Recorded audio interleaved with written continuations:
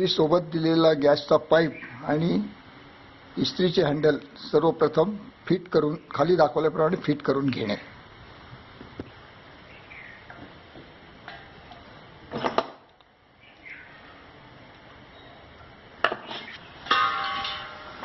गॅसचा पाईप वरील दाखवलेल्या तार किंवा दोरीवरून खाली घ्यायचा आहे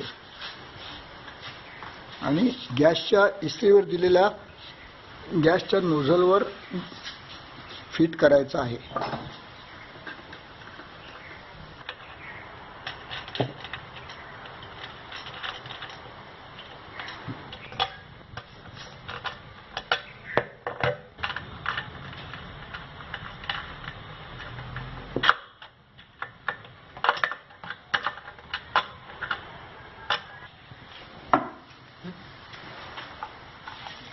पेन्सिल सेल 2 इस्त्रीच्या वरती जो सेल बॉक्स आहे त्यामध्ये अशा पद्धतीने फिट करणे की इस्त्री सेलची निगेटिव्ह साईड ही स्प्रिंग साईडला आली पाहिजे आणि त्याच्यानंतर सेल नीट बसलेत हे बघण्यासाठी स्विच प्लेटवरील लाल बटन दाबून स्पार्क येते की नाही चेक करावे.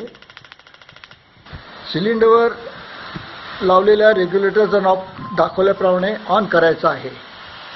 त्यानंतर आता इस्त्री जेव्हा चालू करायची त्याच्या आधी लाल बटन दाबून स्पार्क चालू करायचा आहे आणि गॅसचे काळे बटन हे ऑन करायचे खाली दाखवल्याप्रमाणे आणि जोपर्यंत पेटत नाही तोपर्यंत तो नॉब चालू गॅसचं लाल बटन चालू ठेवायचं आहे.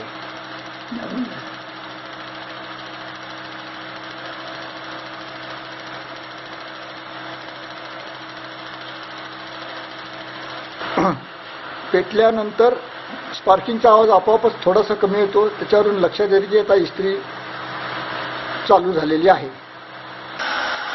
साधारण 2 मिनिटांनंतर इस्त्रीची प्लेट एवढी गरम झालेली असेल की इस्त्री करायला हरकत नाही.